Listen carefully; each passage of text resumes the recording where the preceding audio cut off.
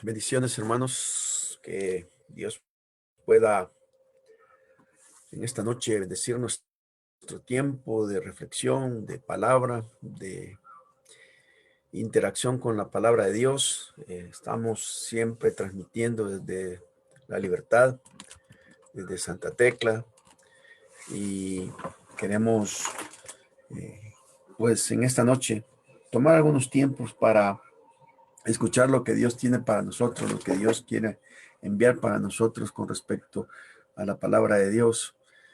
En los últimos días, lo que he estado compartiendo con la iglesia ha sido realmente lo que Dios ha estado pues compartiendo en mi propia vida, de lo que he estado buscando, de mis propias preguntas, mis propias críticas, mis propias contradicciones, de mis propias luchas. Y por eso es que he querido compartir con ustedes más que todo este tipo de reflexiones un poco más dedicadas a alimentar nuestra alma, nuestro corazón, a que podamos de alguna manera experimentar no solo a Dios a través de lo intelecto, sino también a través de las experiencias, de la búsqueda, de la participación del Espíritu con el Espíritu Santo. Quisiera que oráramos para que pudiéramos en esta noche realmente tener un espíritu tranquilo, un espíritu hambriento de la palabra de Dios y que nos pueda ayudar a entender, pues, quizás algunos principios para la vida, para las luchas que estamos llevando. Padre, en esta noche te doy gracias y te bendigo por el tiempo que nos permites estar en esta noche juntos. Gracias porque podemos abrir la palabra de Dios y porque podemos todavía tener la libertad, la salud, la mente lúcida para poder interactuar con ella, para que podamos alimentarnos de ella, podamos infundir aliento a través de esa palabra, Señor, pero a través más que todo de tu presencia. Señor, oro en esta noche para que tu presencia, para que tu fuerza, tu poder, tu Espíritu Santo nos pueda ministrar, Señor. Oro para que podamos derribar todo argumento, todo pecado, toda falsedad que existe en nuestra alma, para que podamos aprender de las verdades de la palabra de Dios, para que nos limpien, nos ministren, nos infundan ese aliento que necesitamos, Señor. Señor, queremos aprender de ti, queremos aprender de la palabra. Bendecimos tu nombre y te damos gracias. En el nombre de Jesucristo oramos. Amén.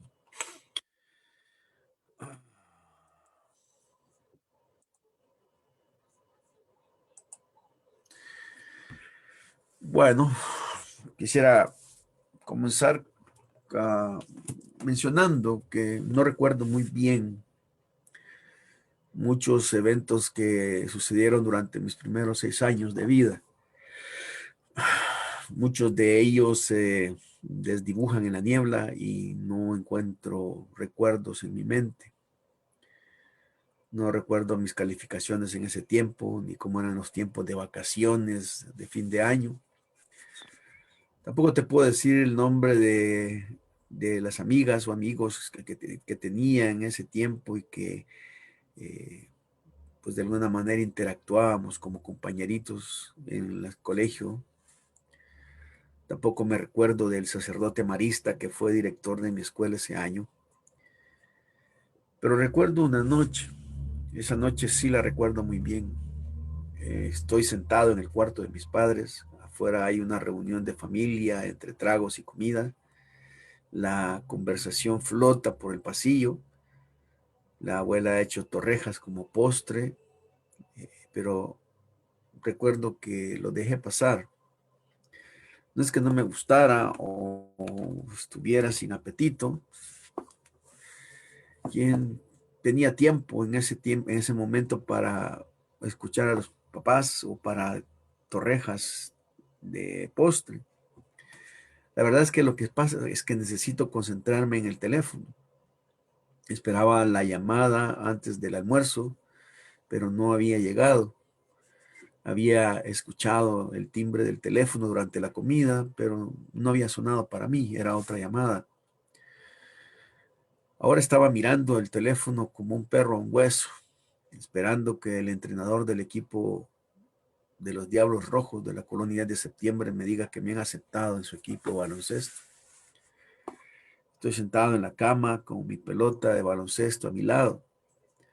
Puedo ir a mis amigos jugando en la calle. Y en realidad no me importaba. Lo único que me importaba es el teléfono. Quería que sonara. Pero no está haciendo su labor en esa noche. Lo único que oigo es silencio. A medida que va pasando el tiempo, los invitados se van yendo de la casa. Ayudo a limpiar los platos y termino mi tarea. Mi abuelo me da palmaditas en la espalda y me dice cosas amables. Mi tío me ve triste y me dice que tenga paciencia, que espere. La hora de dormir se acercó y el teléfono nunca sonó. En realidad me fui a la cama en un silencio para mí desastroso, trágico, un silencio doloroso. Ahora, en el gran esquema de las cosas, no ser parte de un equipo de baloncesto importa poco, pero a los niños de 6 o 7 años que no pueden ver el gran esquema de las cosas, era un gran problema. Y todo lo que podía pensar era en lo que diría cuando los amigos de la cuadra me preguntaran qué equipo me había elegido, porque el torneo ya se acercaba. No sé si usted conoce ese sentimiento. Esa frase del teléfono tampoco sonó para ti. En un esquema mucho más grande de las cosas, no lo hizo. Cuando solicitaste el trabajo o la membresía de ese club, o intentaste compensar en el banco, o obtener una ayuda, la llamada nunca llegó. Conoces el dolor de una no llamada. Todos lo hemos acuñado frases por el momento. Lo dejaron con los colochos hechos, decimos. Lo dejaron de pie en el altar. Fueron dejados afuera, en la calle, vestidos y alborotados. O mi favorito, que leí esta semana, está cuidando de ovejas. Tal fue el caso de David. Y me preguntaba qué hacemos en la vida cuando la gente lo excluye a uno de su porvenir. ¿Cómo manejamos esos tiempos en que debido a que no eres tomado en cuenta, tu autoestima empieza a tambalear y a pesar de que tienes todas las capacidades de realizar cualquier trabajo, te ponen a la sombra, olvidado? ¿Cómo experimentar en este tiempo de pandemia el hecho de que vas perdiendo poco a poco todas las oportunidades para salir de los aprietos y lo único que tienes es promesas de que te llamarán y viendo que vas perdiendo cada día más y más oportunidades, no solo oportunidades laborales, tal vez oportunidades sentimentales y de todo tipo? En esa reflexión me encantaría hablarte sobre cuando no te toman en cuenta y piensas que has perdido tu oportunidad. Quiero mencionar por lo menos 4 principios que nos pueden ayudar a superar la exclusión de la bendición. Y quiero tomar algunos de esos principios de la narración del rey David. Ya hemos estado hablando algunas de esas cosas, pero quisiera en esta noche que nos enfocáramos en esa sensación cuando nosotros nos damos cuenta que de alguna manera estamos perdiendo las oportunidades y que de alguna manera la gente nos está relegando a algo que no esperábamos o que no se nos ha dado y que no nos sucedió. La historia es una historia, como lo he mencionado el domingo, es una historia muy, muy conocida. Es una historia donde nosotros podemos observar muchas de las cosas que Dios hizo con respecto a este David y este hombre que se convirtió en el rey de Israel. Ahora, quisiera comenzar con leyendo el pasaje en primer libro de Samuel, capítulo 16, versículo 1. Dice el primer libro de Samuel, capítulo 16, versículo 1. Dijo Jehová: ¿Hasta cuándo llorarás a Saúl, habiendo yo desechado para que no reine sobre Israel? Llena tu cuerno de aceite y ven, te enviaré a Isaí de Belén, porque de sus hijos me he provisto de rey. Y dijo Samuel, ¿cómo iré? Si Saúl lo supiera, me mataría. Respondió, toma contigo una becerra de la vacada y di a ofrecer sacrificio a Jehová he venido. Y llama a Isaí al sacrificio, y yo te enseñaré lo que has de hacer, y me ungirás al que yo dijere. Quiero que la palabra ungirás al que yo te dijere. Hizo pues Samuel como le dijo Jehová, y luego que él llegó a Belén, los ancianos de la ciudad salieron a recibirle con miedo y dijeron, ¿es pacífica tu venida? Y él respondió, sí, vengo a ofrecer sacrificio a Jehová, y venid conmigo al sacrificio. Y santificando él a Isaí y a sus hijos, los llamó al sacrificio.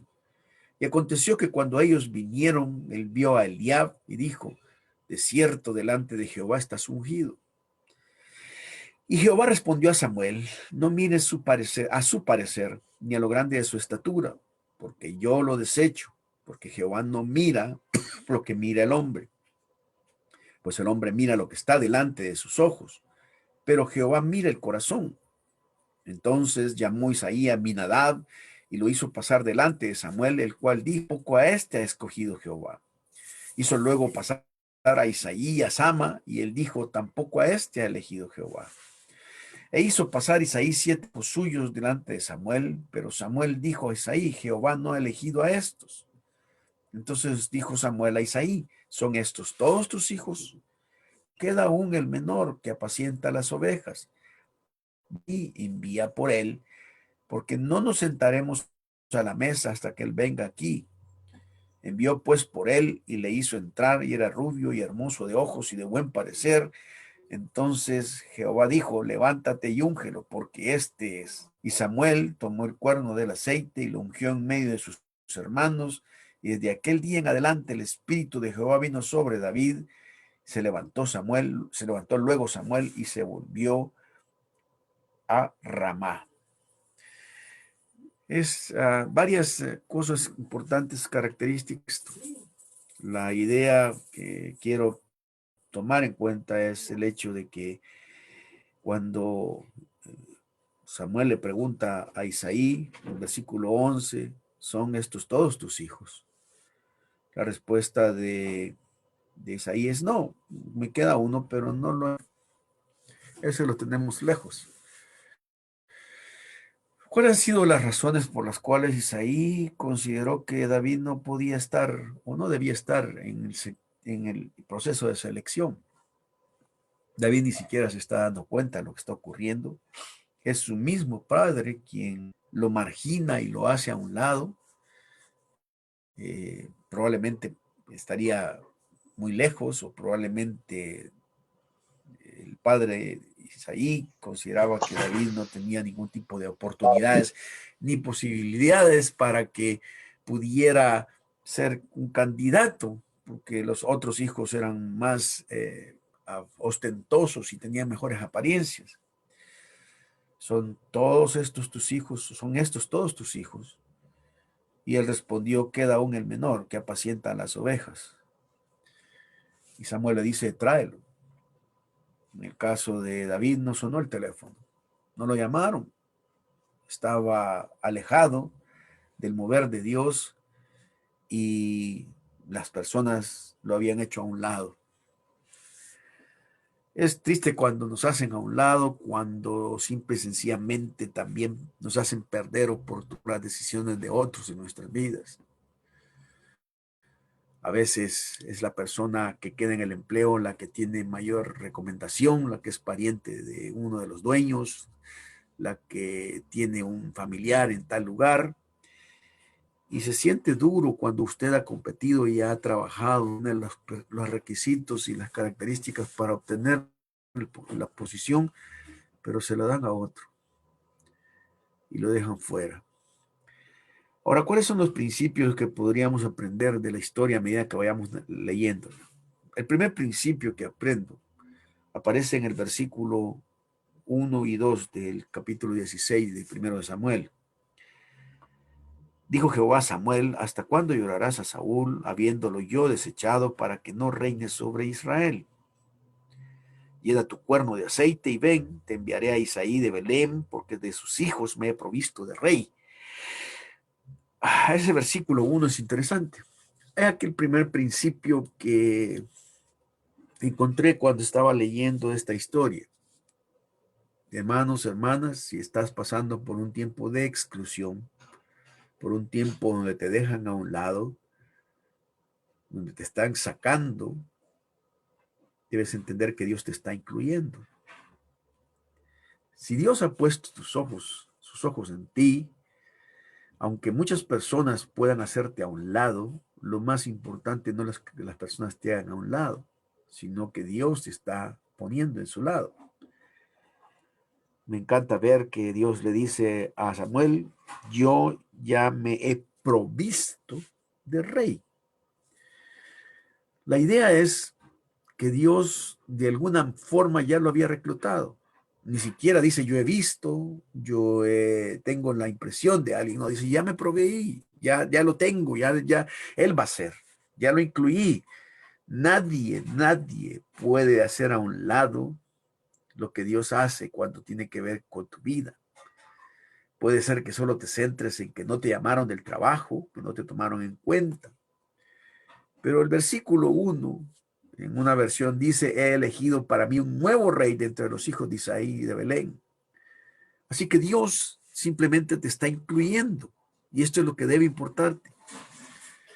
Ahora, con respecto a nuestra historia de David, no comienza en el campo de batalla con Goliat, sino en las antiguas laderas de Israel, como un sacerdote de barba de plata. Con un sacerdote de barba y de plata se tambalea por un estrecho sendero. Una vaquilla detrás de él y Belén yace delante de él. La ansiedad se percibe dentro de él. Los granjeros en sus campos notan su presencia, lo que acabamos de ver. Los que conocen su cara susurran su nombre. Los que oyen el nombre se vuelven a mirar su cara. Samuel está aquí, el sacerdote elegido de Dios, dado a luz por Ana, mentorado por Elí, llamado por Dios. Cuando los hijos de Elí se volvieron malignos, el joven Samuel dio un paso adelante. Cuando Israel necesitaba enfoque espiritual, Samuel lo proporcionó. Cuando Israel gemía, cuando Israel quería un rey, Samuel ungió uno. Saúl, el mismo nombre que hace que Samuel gima. Saúl el alto, Saúl el fuerte. Los israelitas querían un rey, así que tenemos un rey. Querían un líder, así que tenemos un pequeño héroe. Ahora corre el tiempo y Samuel mira de lado a lado, temeroso de haber hablado en voz alta lo que solo quería pensar. Nadie lo oye, está a salvo, tan seguro como usted puede estar durante el reinado de un rey que se volvió maníaco y esquizofrénico. El corazón de Saúl se está volviendo más duro, sus ojos aún más salvajes. No es el rey que solía ser. A los ojos de Dios ya ni siquiera es rey. El Señor le dice a Samuel: ¿cuánto tiempo seguirás sintiendo lástima por Saúl? Lo he rechazado como rey de Israel. Llena tu recipiente con aceite de oliva y listo. Os envío a Isaí, que vive en Belén, porque he elegido a uno de sus hijos para ser rey. Una cosa que me llama la atención aquí es el hecho de pensar por qué Samuel lloraba a Saúl. Y la expresión de Dios es bien interesante, porque Dios le dice a Samuel: ¿por qué lloras por algo que no me quiere? Por algo que yo ya deseché, por algo que te hace daño. Hay gente que sigue llorando por las cosas que Dios le ha quitado y que le van a hacer daño. Y Dios sigue diciéndoles: ¿por qué lloras por lo que te he quitado cuando sabes que eso te iba a hacer daño? Cuando eso ya no tiene ninguna relación con mi plan ni con mi proyecto. Samuel había bajado la guardia, había dejado que su cuerno de aceite se vaciara. Y Dios le llama la atención y le dice: ve, que ahorita vamos a hablar sobre un nuevo rey. Y así Samuel camina por el sendero hacia Belén. Su estómago se agita, sus pensamientos corren. En el texto es la primera vez que Samuel cuestiona a Dios en toda su vida. En las otras veces que nosotros vemos a Samuel hablando, nunca le hace un cuestionamiento a Dios, pero es peligroso ungir a un rey cuando Israel ya tiene uno. Sin embargo, Samuel entiende que es más peligroso vivir sin ningún líder en tiempos tan explosivos, sin ningún líder que tenga el carisma de Dios. 1000 años antes de Cristo fue una mala era para esta destartalada colección de tribus llamada Israel. Josué y Moisés eran héroes de clase de historia. 3 siglos de invierno espiritual habían congelado la fe de la gente. Un escritor describió los días entre Josué y Samuel con esta frase: en aquellos días Israel no tenía un rey. Todos hicieron lo que bien les parecía. La corrupción alimentó la moral nacional. La inmoralidad fue brutal. El pueblo había exigido un rey, pero en lugar de salvar el barco, Saúl casi lo había hundido. El primer monarca de Israel resultó ser un error psicótico. Y luego estaban los filisteos, un pueblo beligerante, sediento de sangre, gigantes que monopolizaban el hierro y la herrería. Eran los osos grizzlies, los hebreos eran sardinas.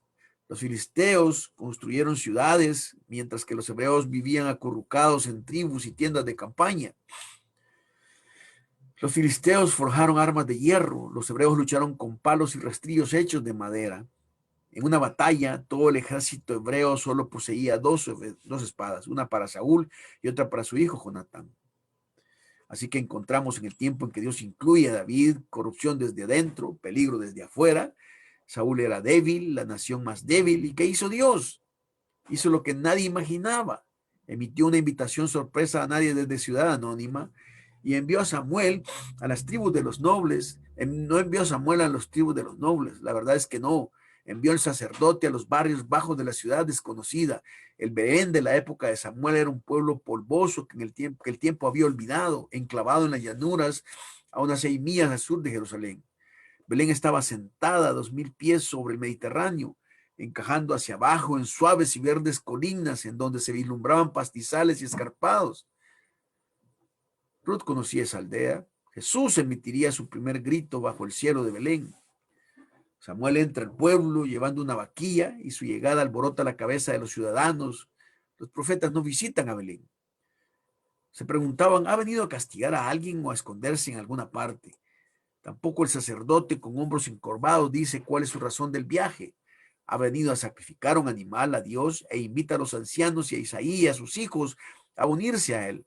La escena tiene una sensación de espectáculo, de solemnidad. Me encanta pensar entonces que el principio que vemos aquí en estos primeros versículos es que cuando las personas te excluyen, Dios te incluye. Y lo más importante en la vida es que, aunque te excluyan las personas, lo más importante es que Dios te incluya. Cuando tú estás incluido en los planes de Dios, no importa que otras personas quieran bloquearte y quieran hacerte a un lado. Cuando la gente incluye, cuando las oportunidades te excluyen, Dios te incluye. Y eso es lo que vemos aquí. Yo me he provisto ya de un rey. Probablemente Isaí lo esté dejando afuera, pero yo no lo estoy dejando afuera. Una cosa importante que debes entender es esto. Dios nunca te dejará fuera. Cuando nosotros fallemos y fracasemos, el amor de Dios siempre es inclusivo. Para todos aquellos que quieren relacionarse con Dios, Dios siempre los incluye. Por eso es tan importante que Dios sea el centro de nuestras vidas. Ahora, el segundo principio que veo aquí y aparece en el versículo 10 dice, e hizo pasar Isaí 7 hijos suyos delante de Samuel, pero Samuel dijo a Isaí, Jehová no ha elegido estos. Vean lo que dice el versículo 6. Y aconteció que cuando ellos vinieron, él vio a Eliab y dijo, de cierto delante de Jehová está ungido, estás ungido. Es interesante que el segundo principio que debes entender es esto. El primero es cuando la gente te excluye, Dios te incluye. El segundo principio es cuando la competencia es fuerte, tu Dios es más fuerte. Cuando la competencia te supera, tu Dios es superior. Cuando la competencia es fuerte, cuando la adversidad es fuerte, cuando las alternativas son fuertes, cuando las oportunidades son fuertes, Dios es más fuerte que esas oportunidades que te pueden apabullar. No olvidemos esos principios, hermanos. Dios es superior a las fuerzas que nos puedan querer someter en nuestras vidas. Y lo vemos aquí en este pasaje.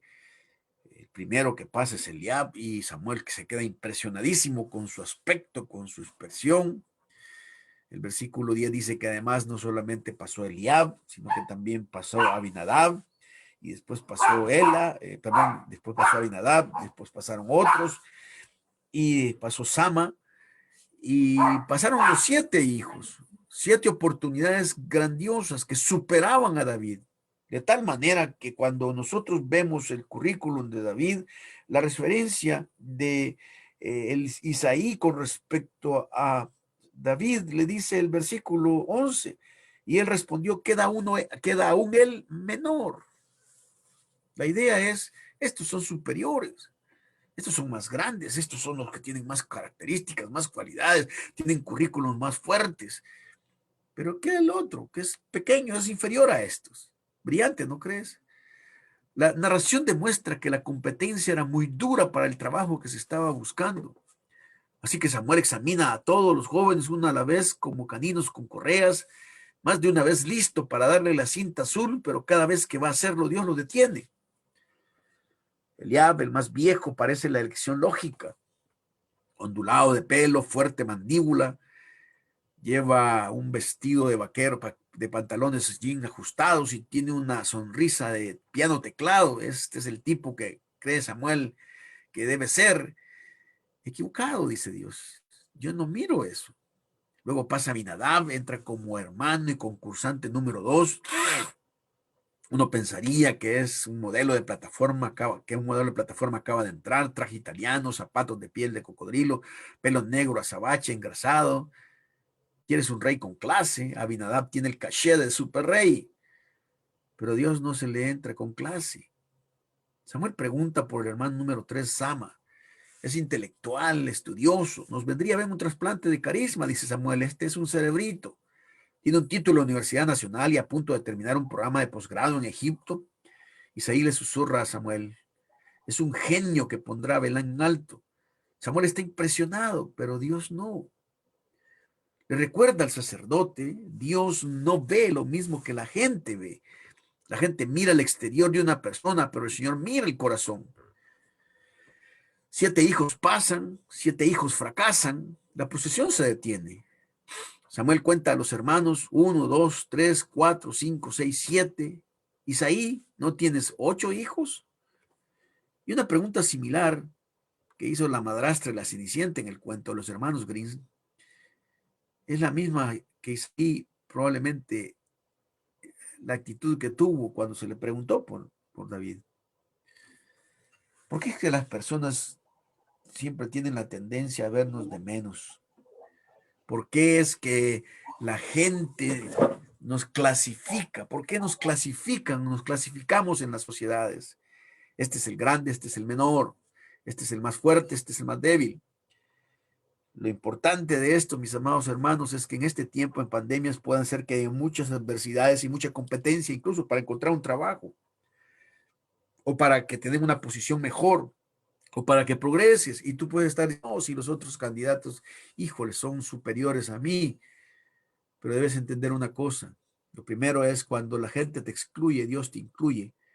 Cuando las personas son superiores, Dios es superior. Y si estás con Dios, no hay ninguna posibilidad de derrota. Dios abrirá las para que tú puedas tener el éxito que buscas.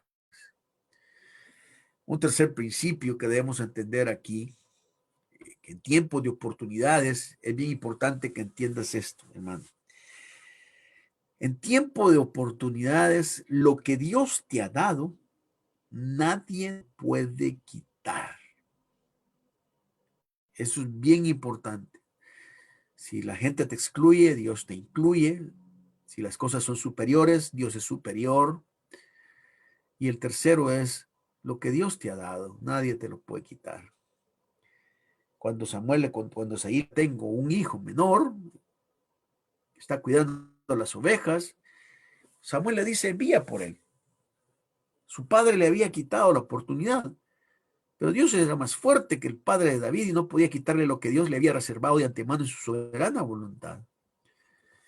Hermanos, eso es bien importante. Alguien te saca, David, Dios dice, tráigalo, inclúyalo. Debes saber que la palabra hebrea para hijo menor en el texto hebreo es jacatón, implica más que la edad, sugiere rango. El jacatón era más que el hermano menor, él era el hermano pequeño, pitufo. Es decir, que las oportunidades de David estaban reducidas a la observancia de las ovejas, y este era el único currículum del jacatón. Isaí tenía por filosofía: ponga al chico donde no pueda causar problemas, déjalo con cabezas lanudas y cielos abiertos. Ahí es donde encontré el pastizal con el rebaño. La escritura dedica 66 capítulos a su historia, más que nadie en la Biblia fuera de Jesús. El Nuevo Testamento menciona su nombre 59 veces. Establecerá y habitará la ciudad más famosa del mundo, Jerusalén. El Hijo de Dios será llamado el Hijo de David. Los salmos más grandes fluirán de su pluma. Lo llamaremos rey, guerrero, juglar y asesino de gigantes. Pero hoy ni siquiera está incluido en la reunión familiar. Es un chico olvidado y sin antecedentes, realizando una tarea mínima en una ciudad olvidada. Lo que Dios tenía para él era tan grande, y lo que el padre de David tenía para él era tan pequeño. Mientras Dios iba a hacer lo grande, su padre lo mira menor.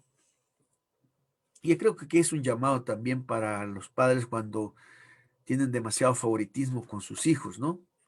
Y que hay algunos que son más exaltados en sus cualidades y sus virtudes que algunos otros. Creo que Dios está enamorado de las personas que las minimizan y las hacen ver como menores. Creo que Dios nos da muchas lecciones a nosotros sobre lo que es el orgullo y la humildad, y cómo Dios puede utilizar a las personas menos esperadas para que puedan bendecir a otras personas. Hermanos, nosotros no debemos tener temor si en este tiempo hemos sido reducidos a lo menor, a lo mínimo. No debemos tener temor, porque Dios puede usar lo menor, lo mínimo en nuestras vidas para traer gran bendición a otras personas.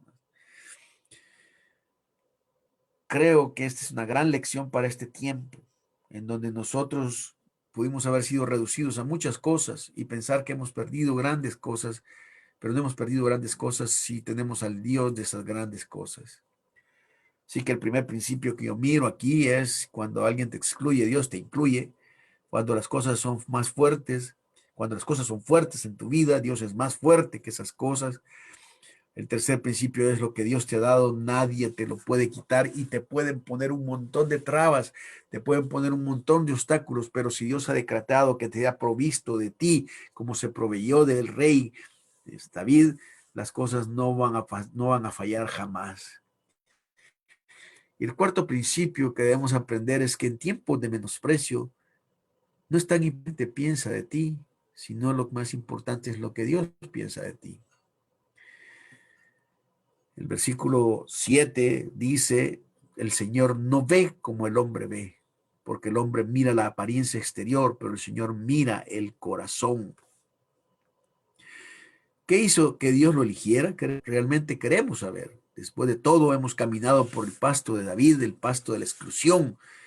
Estamos cansados del sistema de nivel de superficie de la sociedad, de ser calificados de acuerdo a las pulgadas de nuestra cintura, la superficie cuadrada de nuestra casa, el color de nuestra piel, la marca de nuestro carro, la etiqueta de nuestra ropa, el tamaño de nuestra oficina, la presencia de diplomas, la ausencia de granos en los rostros.